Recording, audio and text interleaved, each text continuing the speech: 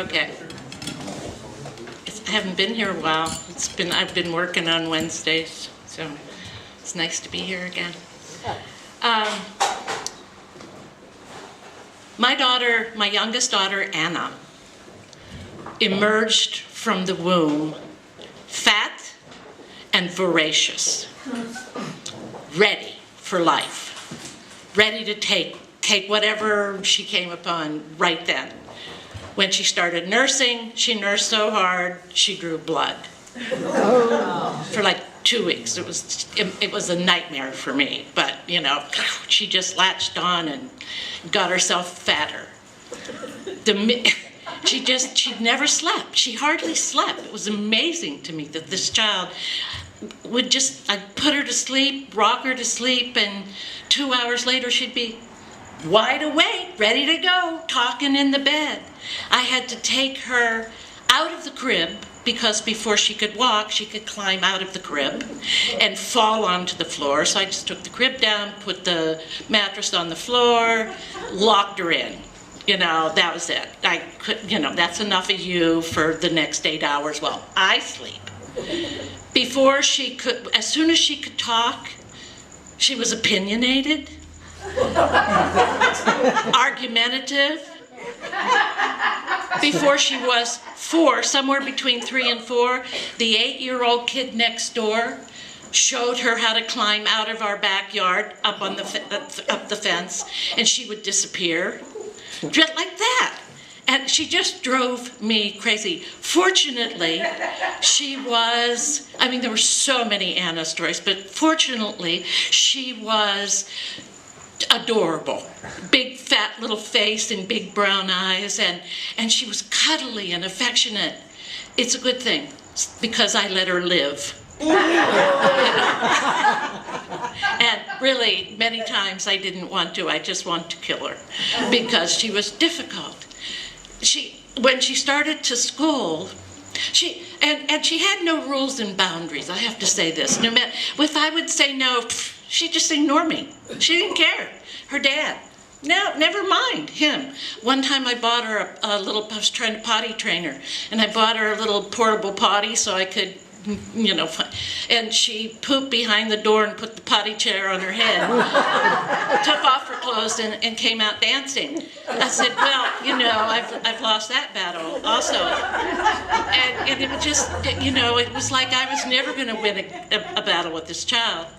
One time, when she started to school, I had to frisk her every day.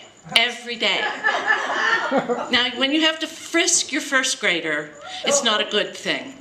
And one time I found like a quarter-sized lump of Afghani hash. Now, this is the mid-'70s. She was born in '72.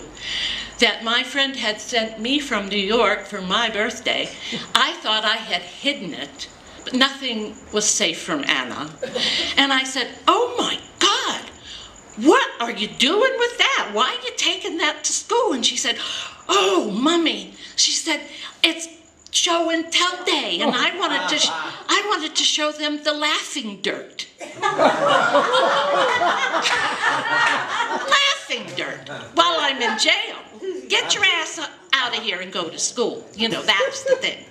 I got calls all the time. Once I got a call that she was skating in the hallway. She had asked to go to the bathroom and was skating in the hallways. I said, where were you skating? She said, I put them in the bushes by the bus. Okay. So,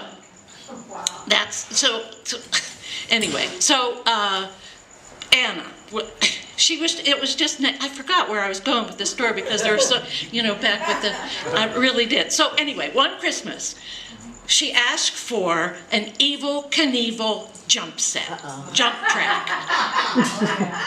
And I thought, oh my God, I don't think I can handle KIneval jumping through the house battle. I think that was the reasoning. I'm not real sure why Santa didn't get one. But on Christmas morning, the other two kids, my son Kirk and her older sister by 21 months, were really happy with their presents.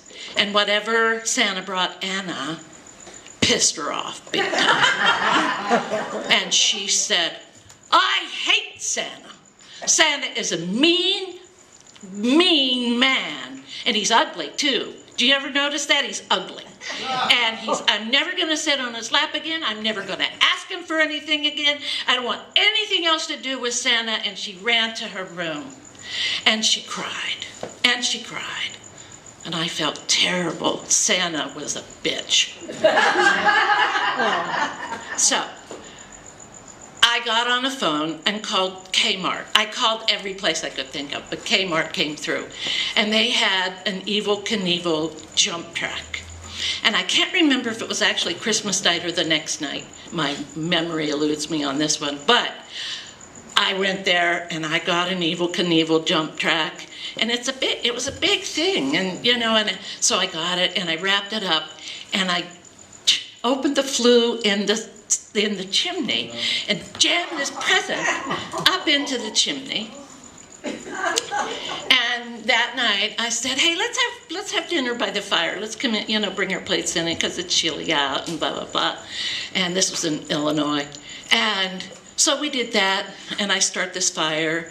It's a little smoky, and I'm going, and I said, I don't know what's wrong with the draft. You know, maybe I have the flu. Maybe there's something there.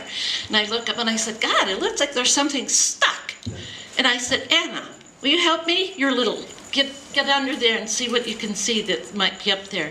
And she gets under the fireplace and she said, it looks like a present, Mommy. And I said, really? A present in the fireplace? And she said, yeah. And I said, well, let's get it out of there because we can't have a fire if it's stuffing the chimney up. So we jiggle and we jiggle and we pull. We got soot on us from coming out of there. And she pulls it out and the paper's half ripped. And she said, it's for me. Oh my goodness, it's my KIneval Jump Track. Oh, I knew Santa wouldn't let me down. Well, I didn't know he wouldn't let me down, but he hasn't let me down now. I love this. I love Santa. Santa's okay. Take everything back that I said. And she set this thing up, and it was like a spring-loaded thing that you wound up and it flew.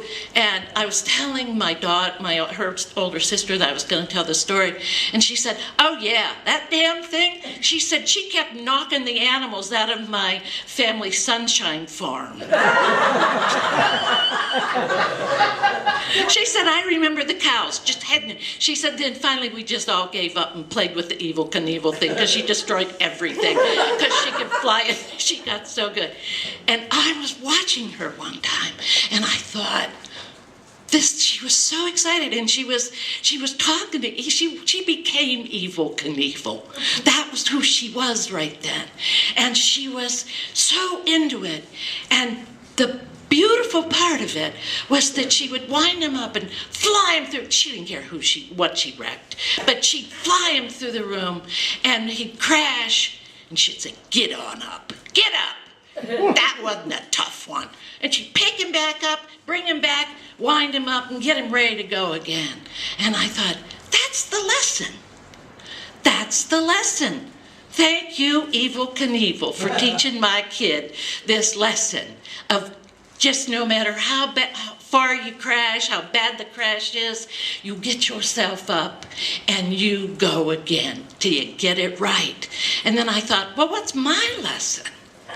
Well, my lesson is clearly that as Santa Claus, of course, not me as a mother, I'm a wonderful mother, you've heard those stories.